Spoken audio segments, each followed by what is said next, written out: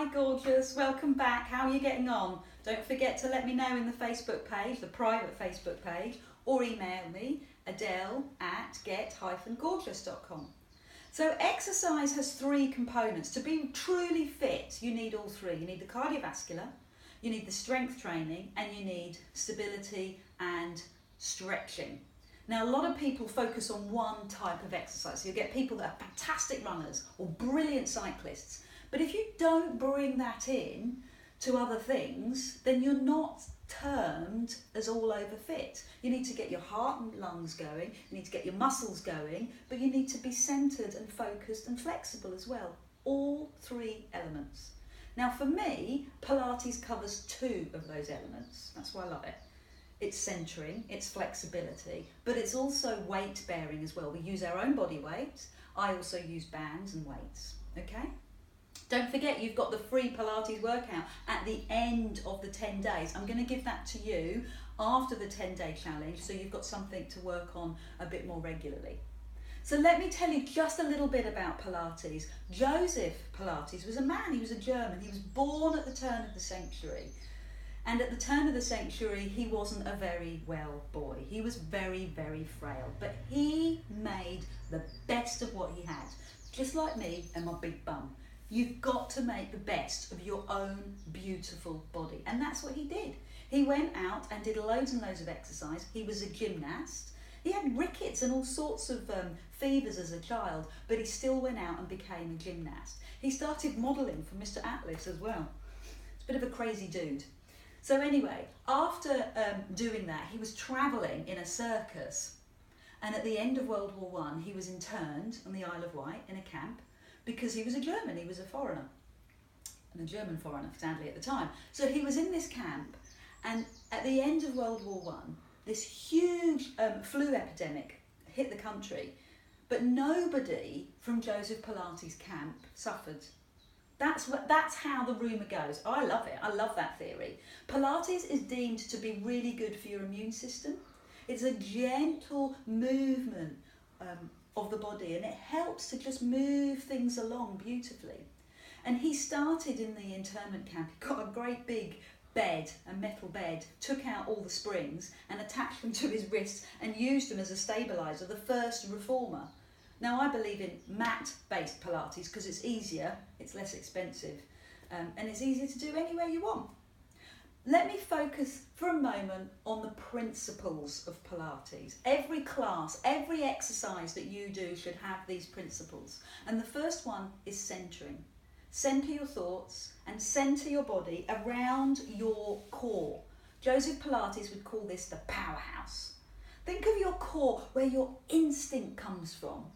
That's what you need to think about. We've talked about it, haven't we? Hip bone, step in, cough. And that is your deep abdominal muscle. That's your corset muscle that holds you tight. So use that muscle, center and focus on the center of your body whenever you're doing any abdominal work. Always think about that feeling of that period pain ache, of pulling that belly button in so that you feel a connection. It's not 100% so that you can't walk or talk. It's about 30% so that you feel a mild contraction, okay? So think about it as coming above the pubic bone, below the belly button and across from the hips. That's where it's centered, okay? Anywhere in that area you want to feel that pull. Now the other principle of Pilates is concentration. That's why we have nice, calm music. I want you to concentrate on what you're doing. I want to take you out of what you're doing for the day and put you somewhere else, somewhere nice, somewhere relaxing. And then you will focus more on your body, and it's actually physically more beneficial. Control is the third principle. Everything you do is controlled. Like the one leg stretch, you point your toes. You have your second and third toe lined up with your knee, lined up with the front of your hip. Everything is in control. And you have precision with that control. You line it up. You align your body all the way down. And as an instructor, I will tell you that over and over and over again. Breathing in Pilates is another fundamental principle.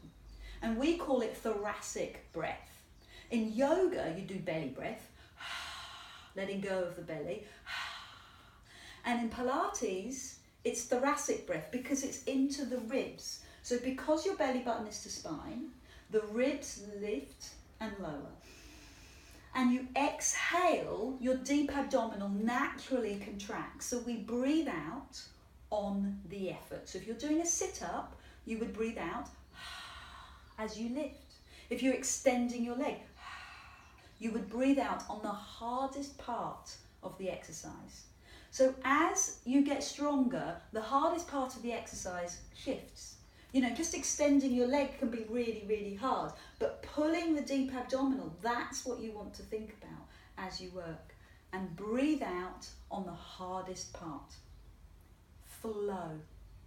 Everything you do in Pilates should flow. From the minute you walk into class, when you start your warm-up, then you go into it. I do a few little balances just to get those synapses all connecting in your legs.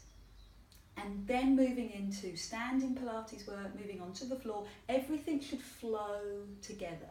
It helps you to relax, and it helps with the nature of the exercise, constant flowing movement. Now, I love Pilates, and I would love it to become part of your life, okay?